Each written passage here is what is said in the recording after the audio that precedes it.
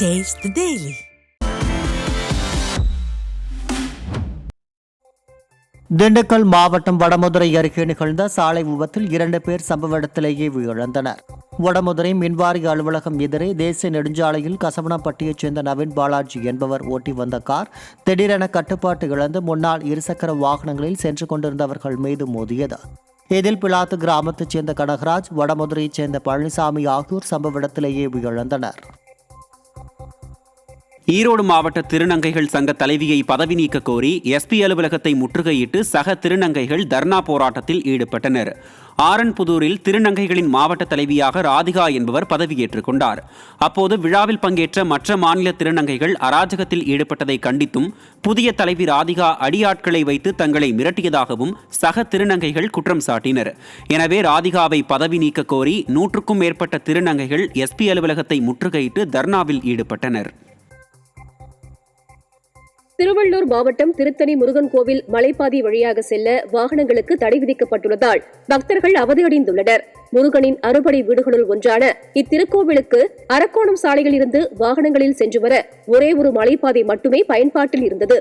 இந்நிலையில் அதனை சீரமைக்கும் பணி நடைபெறுவதால் திங்கள் மற்றும் செவ்வாய்க்கிழமை வாகனங்கள் செல்ல தடை விதிக்கப்பட்டுள்ளது.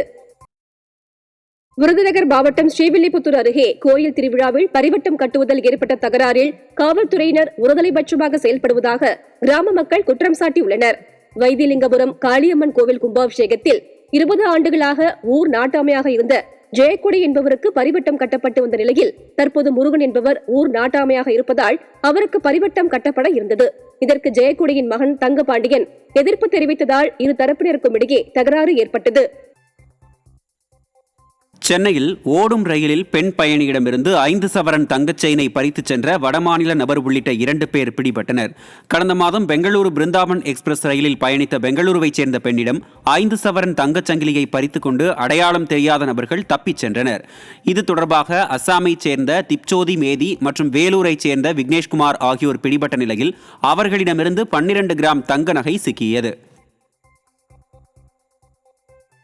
திருப்பத்தூர் மாவட்டம் ஆம்பூர் சான்றோர்குப்பம் சுந்தர விநாயகர் கோவிலில் தற்காலிக அர்ச்சகராக பணியாற்றிய தமிழ்செல்வன் பலமுறை சம்பள கோரிக்கை மனு அளித்தும் நடவடிக்கை எடுக்கவில்லை என்று ஸ்டாலின் ஆட்சியை குற்றம் சாட்டினார். பூஜை செலவுகளையும் தனியாக செய்ததாகவும் சம்பளம் கேட்டபோது கிளாக் பழனி, ரவி வாத்தியார், சந்திரகுப்தன் ஆகியோர் கொலை மிரட்டல் விடுத்ததால் அச்சத்தில் உள்ளதாகவும் தனது உயிருக்கு பாதுகாப்பு வேண்டுமெனவும் கோரிக்கை விடுத்துள்ளார்.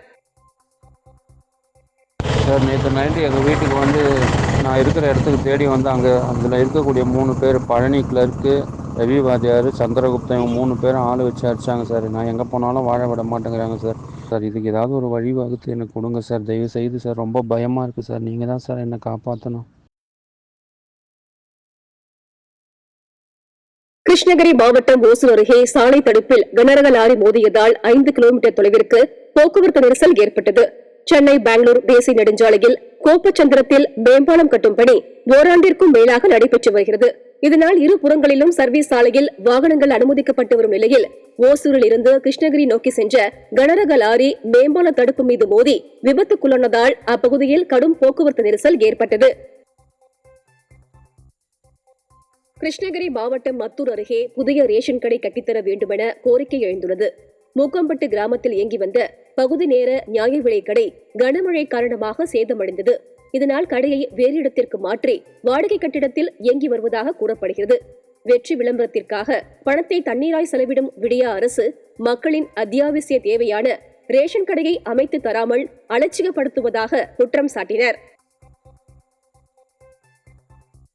கடலூர் மாவட்டம் விருதாச்சலம் அரசு ஆண்கள் மேல்நிலைப் பள்ளியில் நான் முதல்வன் நிகழ்ச்சிக்காக பள்ளி மாணவர்களை வேலை செய்ய நிர்பந்தித்ததற்கு பெற்றோர் கண்டனம் தெரிவித்துள்ளனர்.